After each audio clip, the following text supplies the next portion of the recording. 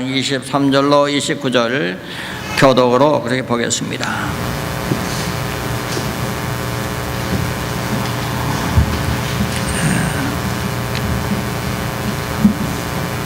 24절로부터 29절까지 교독으로 보겠습니다. 내가 이제 너희를 위하여 받은 괴로움을 기뻐하고 그리스도의 남은 고난을 그의 몸된 교회를 위하여 내 육체에 채우노라.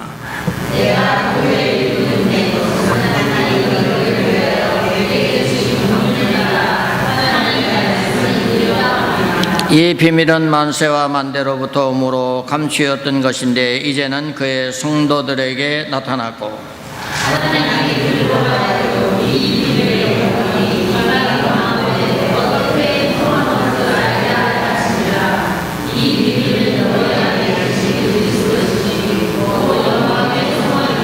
우리가 그를 전파하여 각 사람을 권하고 모든 지혜로 각 사람을 가르치면 각 사람을 그리스도 안에서 완전한 자로 세우려 함이니 다 같이요. 이를 위하여 나도 내 속에서 능력으로 역사하시는 이의 역사를 따라 힘을 다하여 수고하노라. 아멘.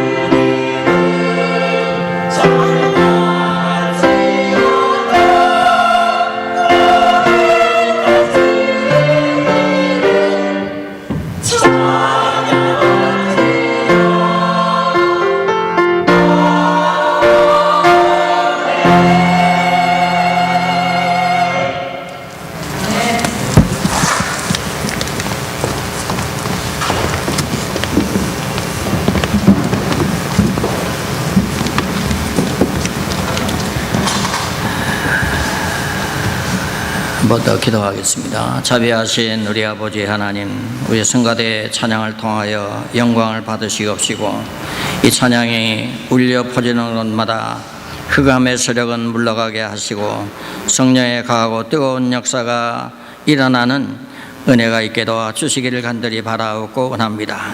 기회하시는 우리 전사님에게 힘을 주시고 능력에 능력을 더하시고 하나님 주시는 권능으로 귀하고 막중한 사명을 잘 감당하게 부족함이 없도록 은총을 베풀어 주시옵소서. 대원들에게 은혜를 베풀어 주시기 원합니다.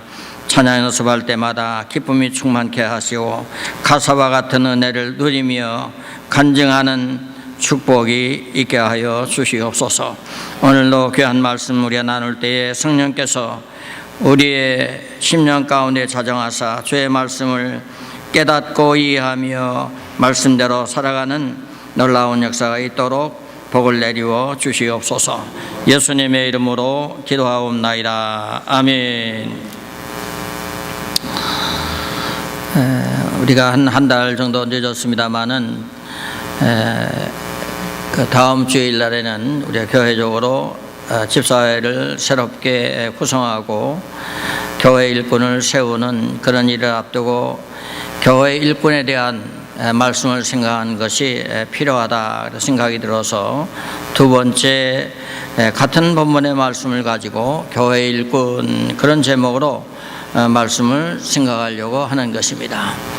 우리가 신앙생활을 하면서 교회에 그냥 왔다 가는 그런 그 생활도 귀하고 소중하지만 그러나 신앙생활을 하면 내가 은혜 받고 기쁨이 충만하고 또 영혼들을 사랑하는 뜨거운 마음이 강물같이 우리의 마음 가운데 충만해서 교회를 위해서 복음을 위해서 주의 영광을 위해서 일하는 기쁨으로 그리고 감사함으로 일할 수 있는 교회 일꾼이 다 되어지기를 원합니다. 지난 주일에는 바울이 자기 자신을 교회 일꾼이라고 소개한 것에 대해서 우리가 두 가지 생각해 보았는데, 하나는 소명의 출처를 제가 확신하고 있었다는 사실을 볼 수가 있습니다. 하나님의 경륜을 따라 내가 주의 일꾼, 복음의 일꾼이 되어졌다는 사실을 고백하고 있는 것을 우리가 볼 수가 있었습니다. 그래서 주를 위해 내가 기쁨으로 헌신하겠다. 그리고 받은 바 그 은혜와 은총을 인하여 감사하는 그 마음속에는 헌신과 기쁨으로 가득했던 것을 볼 수가 있습니다. 두 번째는 소명의 내용은 무엇인가? 소명의 내용은 너희를 위하여 그리고 교회를 위하여, 그래서 그 명사를 다 빼보면 위하여란 말로 줄일 수 있고 영문성에서는 빌답이라 업이라 업시키는 일이라 그렇게 말씀을 드렸습니다. 오늘은 일꾼의 자세에 대해서 생각해 보려고 하는 것입니다. 24절에는 말씀해 보니까 그리스도의 남은 고난을 그의 몸된 교회를 위하여 내 육체에 채우노라 이렇게 말했습니다.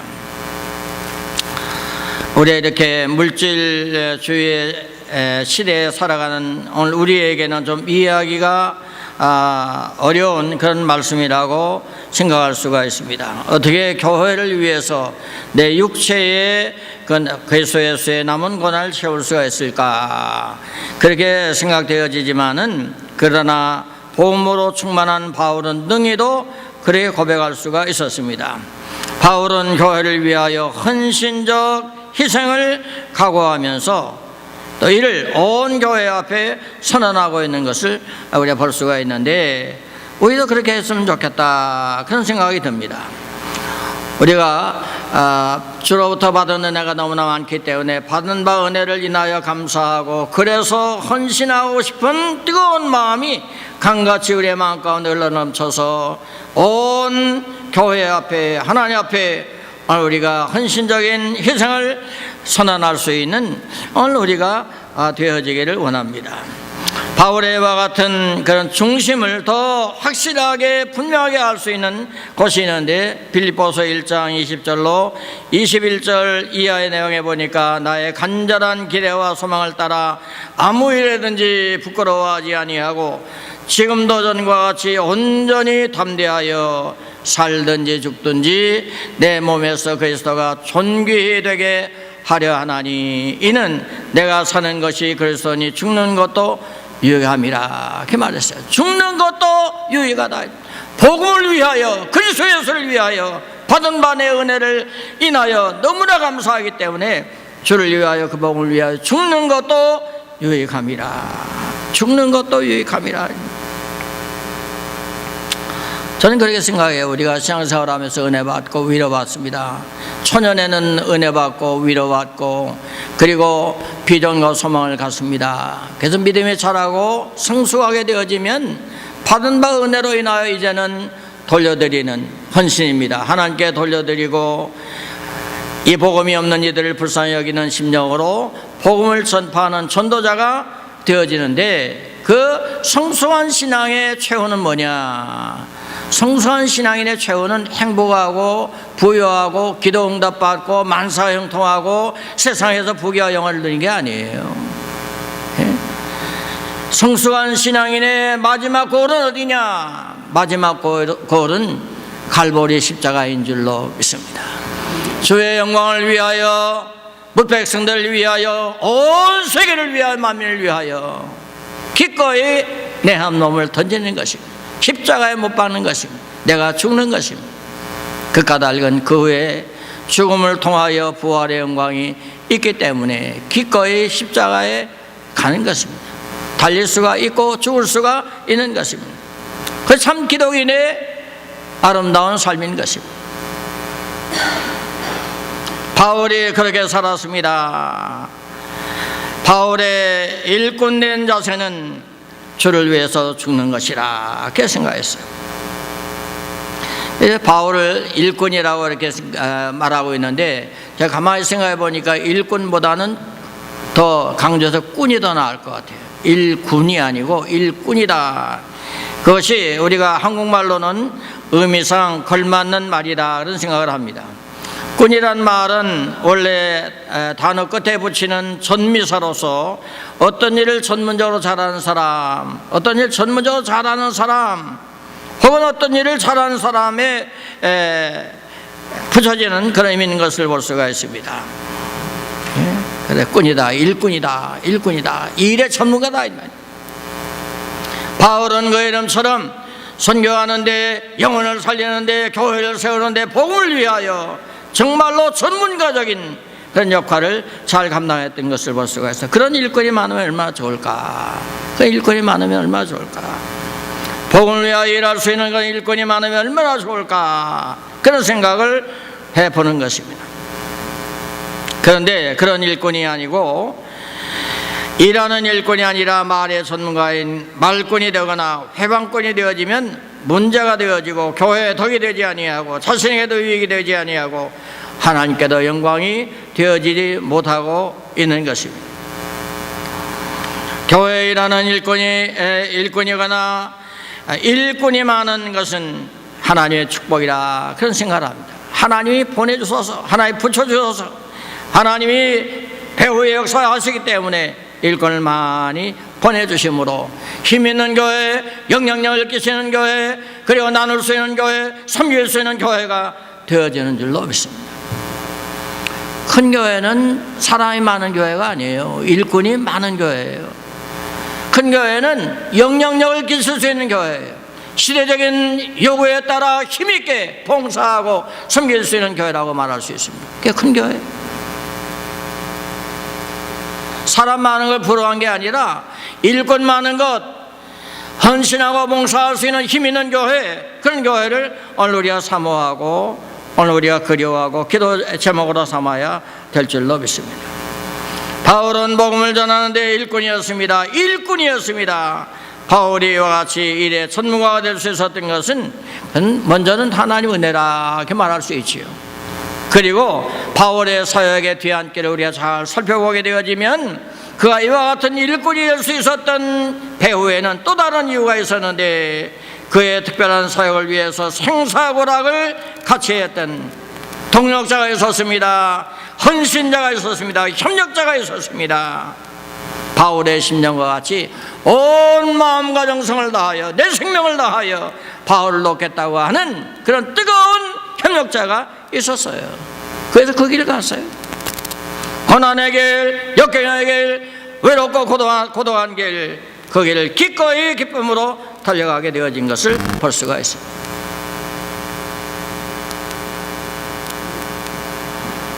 바울에게는 좋은 인물들이 많이 있었고 좋은 일꾼들이 많이 있었습니다. 로마서 16장에 보니까 프리스길라와 아굴라는 바울의 목숨을 위하여 자기 목이라도 내놓겠다고 한 사람이었어요.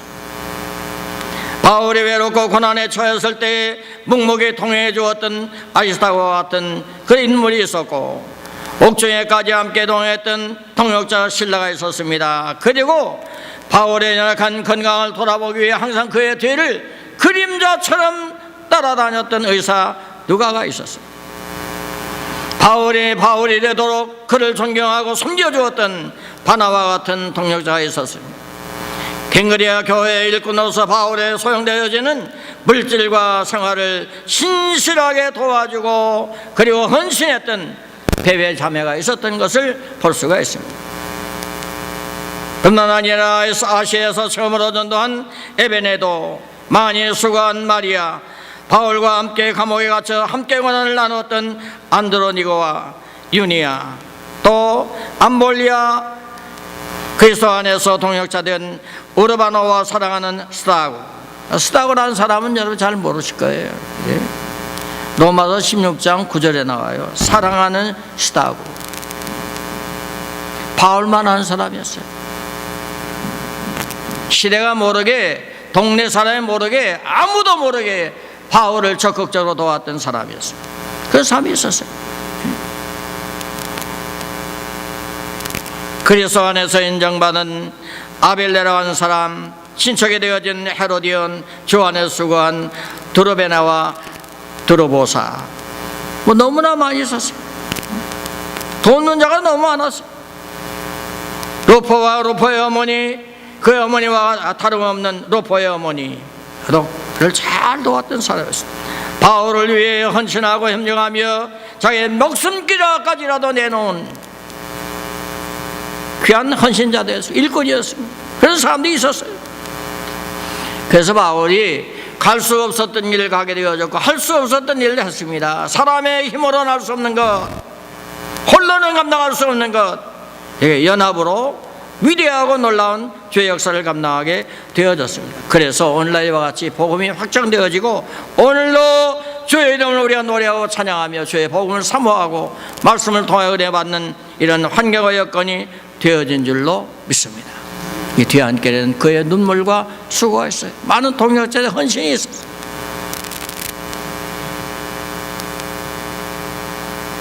이런 일꾼들의 모습을 우리가 잘 살펴보게 되어지면 바울과 그를 도왔던 신실한 일꾼들이었음을 우리가 볼 수가 있습니다.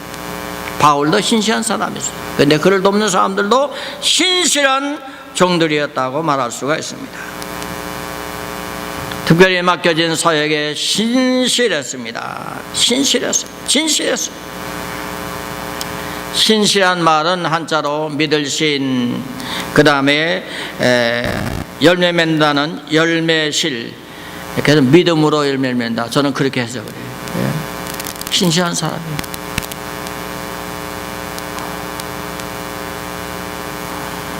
신실한 이 말을 원어로는 피스토스라는 말을 사용하고 있는데 우리나라 성경에서는 이 단어를 세 가지로 각기 다르게 해석하고 번역하고 있는 것을 볼 수가 있습니다.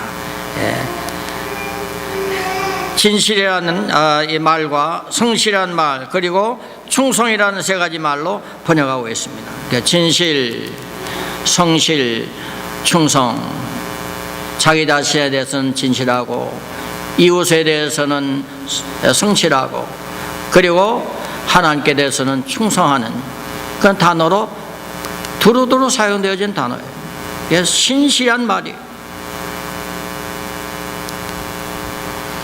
그래서 성실한 일꾼은 자기 자신에 대해서는 언제나 진실하고 다른 사람에 대해서는 성실하고 하나님께 향해서는 충성스러운 사람을 성실한 사람이다, 신실한 사람이라고 말하는 것입니다. 사랑하는 여러분이 우리도 신실한 사람이 되어지길 원합니다. 먼저는 내가 볼 때, 신앙의 양심으로 볼 때에 내가 신실한 사람이다, 그런 사람이 되도록 노력하고 힘써야 될 것입니다. 다른 사람에게도 성실한 사람, 인정받을 만한 성실한 사람이 되어야 될 것입니다. 하나님 보실 때 충성스러운 종으로 인정받는 여러분과 내가 되어지기를 원합니다. 할렐루야. 그런 사람이 되어야 된다. 신실하게 살아야 되겠다.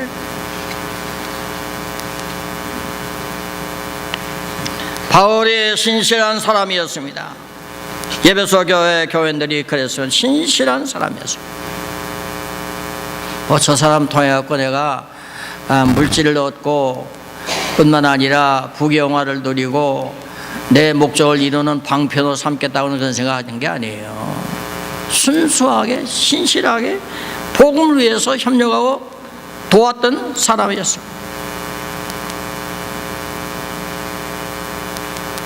그러면 신실한 사람은 어떤 사람인가? 신실한 사람은 어떤 사람입니까? 저는 세 가지로 그래 묵상해 봤어요. 신실한 종, 신실한 사람이 될 수 있었던 그 배후에는 세 가지 요인이 있었다, 그렇게 생각할 수가 있습니다. 하나는 자기 자신에 대해서 죽은 사람이다. 자기 자신에 대해서 죽은 사람이란 말은 자기를 부인한 사람이다, 그런 말이에요. 내게 주어진 사명을 위하여 내 자신을 부인한 사람입니다.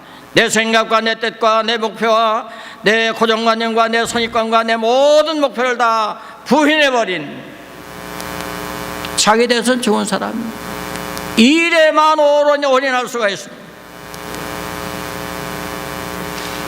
잡념이 많으면 목표로 가까이 나가기가 어렵습니다. 산만한 사람은 목적을 잘 이루지 못해요. 이리 갔다 저리 갔다, 형편에 따라 환경에 따라 조건에 따라 그래서 살면 목표를 향해 가기 어려워요. 그러나 목표를 정한 사람은 그 목표를 위해서 모든 것을 희생합니다. 모든 것을 부인합니다. 그냥 목표를 향해서 갈 수가 있습니다.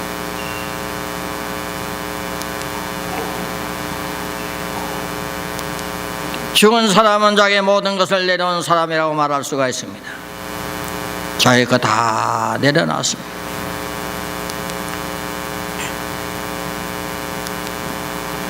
주님에게 신실한 사람은 주를 위해 모두 내려놓은 사람입니다. 주를 위해 죽은 사람이라고 말할 수가 있습니다.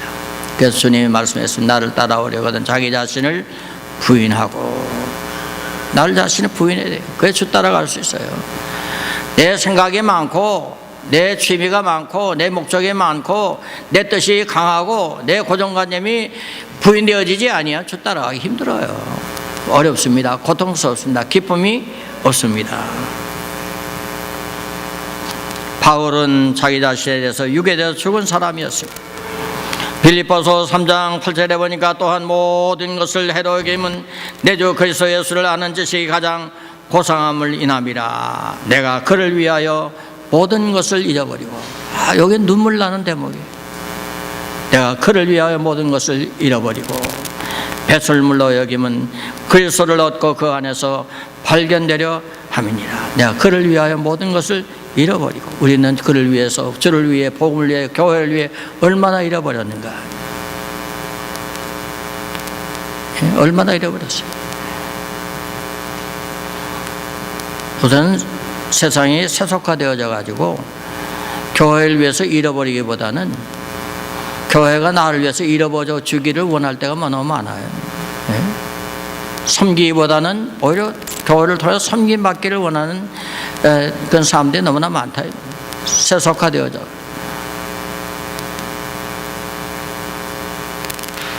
내가 그를 위하여 모든 것을 잃어버리고.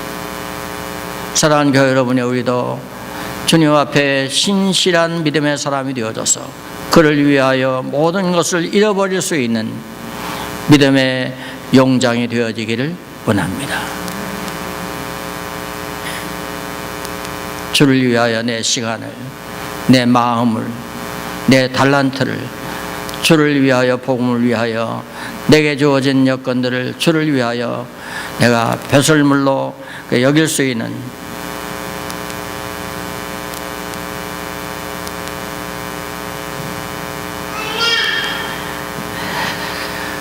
그런 사람이 부를 수 있는 찬양 어떤 찬양일까? 제가 우리 교회에서는 몇 번 부른 적이 있습니다만은 저는 이 찬양 참 좋아해요. 지금도 부르면 눈물이 나요. 제가 신학교 다닐 때 이건 책에도 없고 아무데도 없는 것인데 작자도 미상입니다. 저 혼자 내 것이다 이렇게 고집하고 있는 찬양인데, 가사는 주님을 위해서라면 사랑하는 내 아내나 자식이라도 버릴 수가 있나요? 주님을 위해서라면, 주님께서 원하신다면 내 생명까지라도 바칠 수 있어야 하네. 주님을 위해서라면 사랑하는 내 아내나 자식이라도 버릴 수가 있나요? 오늘 하나님과 나 사이에서 하나님 앞에 우리가 찬양할 수 있는 그런 찬양의 내용이 되어지기를 원합니다. 주님을 위해서 내가 얼마나 모든 것을 잃어버렸는가, 어떤 것을 잃어버렸는가, 잃어버리지 못한 것은 어떤 거야, 버리지 못한 것은 무엇인가. 신실한 사람은 자기에 대하여 절망합니다. 내게 주어진 사역과 본분과 부르심에 합당한 삶을 살기 위하여 올인합니다. 그 자기 자신에 대해서 죽은 사람이 말할 수 있어요. 그 말을 또 다른 말로 생각한다면 중생에 재혼한 사람이라고 말할 수가 있습니다. 옛사람은 죽고 새사람으로 거듭난 사람입니다. 옛것은 버리고 새것으로 소망과 기쁨과 행복의 기준을, 가치의 기준을 삼고 사는 사람이라고 말할 수가 있습니다. 신실한 사람은 죽은 사람이라, 그 다음에 신실한 사람은 산 사람이라고 말할 수 있습니다. 기도로 사는 사람입니다. 신실한 사람은 기도로 살아가는 사람입니다. 기도로 살아있는 사람인 것을 볼 수가 있습니다. 기도는 일꾼에게 주어진 가장 좋은 무기인 줄로 믿습니다. 말로 하는 게 아니에요. 생각으로 하는 게 아니에요. 사람의 달란트로 하는 게 아니에요. 하나님 앞에 기도하고 주신 능력과 힘으로 감당하는 것이 주의 일꾼이요 교회의 일꾼인 줄로 믿습니다. 기도로 일하는 거예요. 옛날 얘기하면 다 듣기 싫어하는데요, 옛날에는요 주일날 새벽기도 안 나오면 그날 기도 당분 못해요.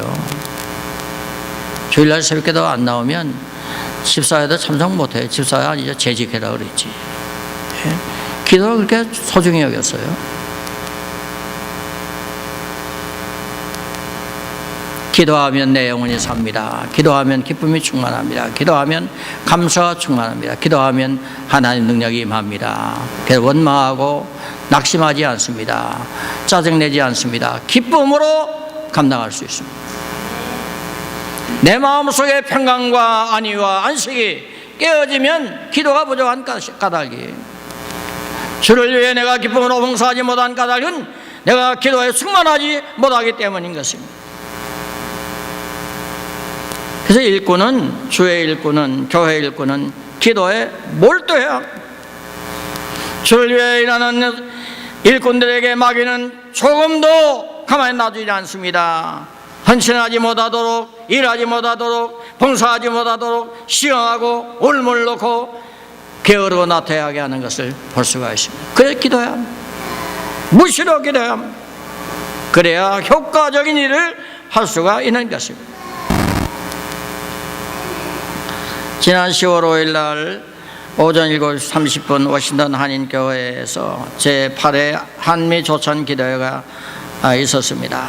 그때 연합 감리교회 감독인 조영진 목사님이 설교했는데 그 설교 내용 가운데 제 마음에 딱 오는 거 한마디 있었어요.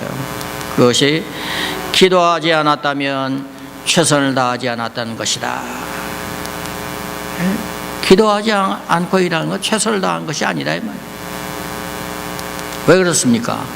기도하면 하나님이 능력을 주시기 때문에, 기도하면 하나님께서 보게 하시고 알게 하시고 역사하게 하시기 때문에, 기도하면 더 능력 있게 일할 수 있어요. 기도하지 아니하면 자기 힘으로 하는 거예요. 자기 안에서 하는 거예요. 그래도 효과적으로 능력 있게 일하지 못하게 되어지는 것을 볼 수가 있어요. 그런 말씀을 한 것이고, 기도하지 않았다면 최선을 다하지 않았다는 것이다. 최선을 다하고 싶습니까? 기도하십시오. 하나님이 능력을 주실 것입니다. 힘을 주실 것입니다. 지혜를 주실 줄로 믿습니다. 네.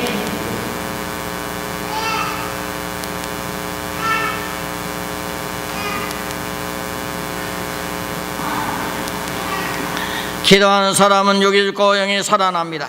성령으로 충만합니다. 성령으로 충만하다. 기도하는 사람은 자기의 육의 소욕을 잘 컨트롤할 수 있습니다. 절제하고 근신할 수 있습니다. 근신할 수 있어요. 참고 인내하고 절제하고 분별할 수 있어요. 기도하기 때문에. 네, 기도하지 아니하면 참지 못하고 근신하지 못하고 절제하지 못해요. 교만하게 되어져요. 기도하는 사람은 자신이 죽는 것입니다. 기도했다는 말은 죽었다는 말입니다. 내가 죽습니다. 육이 죽습니다. 겸손해집니다. 낮아집니다. 빈 마음이 되어집니다. 겸허한 인격의 사람이 되어진 것을 볼 수가 있습니다. 기도하면 우선순위가 바뀌는 것을 볼 수가 있습니다. 기도해보신 분 다 아실 거예요. 기도하면 내 뜻대로 마옵시고 아버지의 뜻대로 하옵소서. 기도의 결과예요. 기도하기 전에는 할 수 있거든 이 잔이 내게서 물러가게 하옵소서. 그러나 기도하면 내 뜻대로 마옵시고 아버지의 뜻대로 하옵소서. 우선순위가 달라져요. 삶의 우선순위가 달라져요.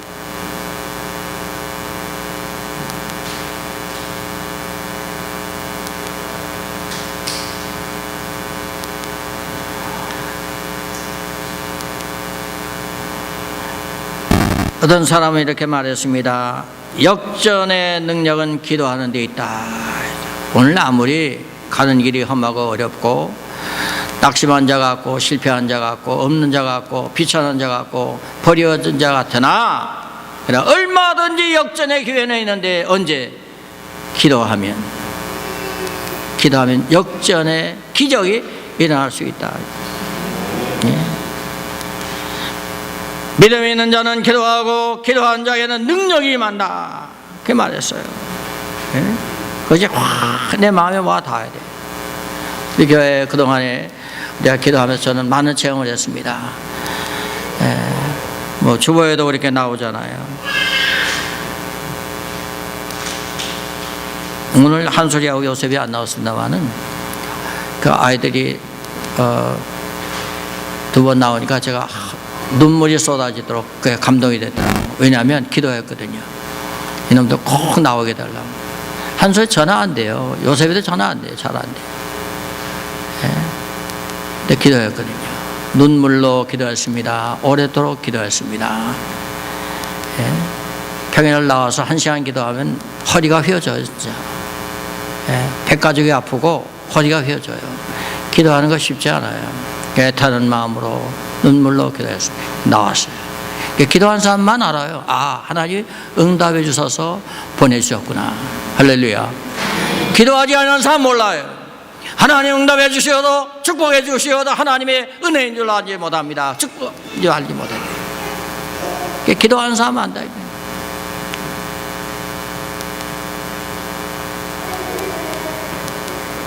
역전의 능력은 기도하는 데 있다. 그래서 신실한 일꾼은 내 힘이 아니라 주의 힘으로 감당하려고 날마다 무시로 시마다 때마다 전능하신 하나님, 그 하나 앞에 기도하고 간구하고 도구하는 것을 볼 수가 있습니다. 하나만 더 잠깐만 말씀드리고 마치겠습니다. 신실한 사람 어떤 사람인가? 죽은 사람이다. 자기 자신에 대해서는 죽고, 그런데 육의 꿈은 없습니다. 소욕도 없습니다. 욕심도 없습니다. 목표도 없습니다. 모든 것 주의 영광을 위하여. 그 개혁교회의 모토예요. 예? 모든 영광 하나님께. 그게 개혁교회의 모토라고요. 예? 신실한 일꾼은 자기 자신에 대해서는 좋은 사람이라, 그리고 기도로 사는 사람이다. 그런 사람, 그렇게 말할 수 있고, 세 번째는 신실한 종은 말씀의 지혜가 있어야 한다. 그게 우리가 기억해야 될 줄로 있습니다.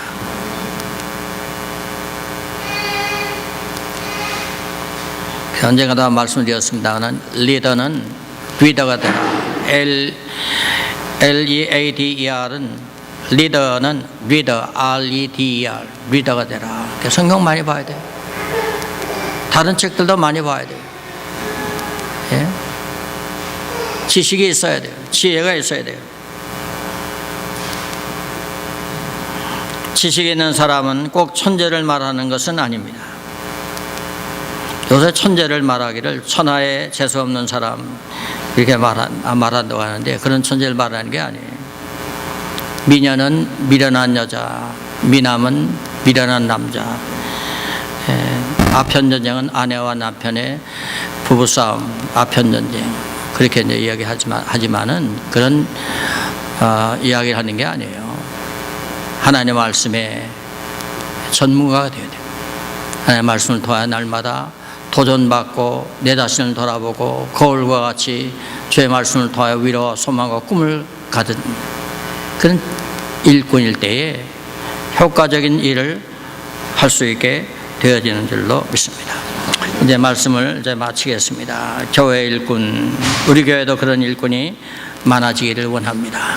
자기 자신에 대해서는 죽고 기도로 살고 하나님 말씀에 지식이 풍부해서 말씀으로 분별하고 좌우를 분별하고 시기를 분별하고 때를 분별하면서 하나님의 때에 적합하게 알맞게 헌신하고 봉사하는, 그래서 교회가 든든히 서가고 교회를 통하여 지역사회에 빛을 발하고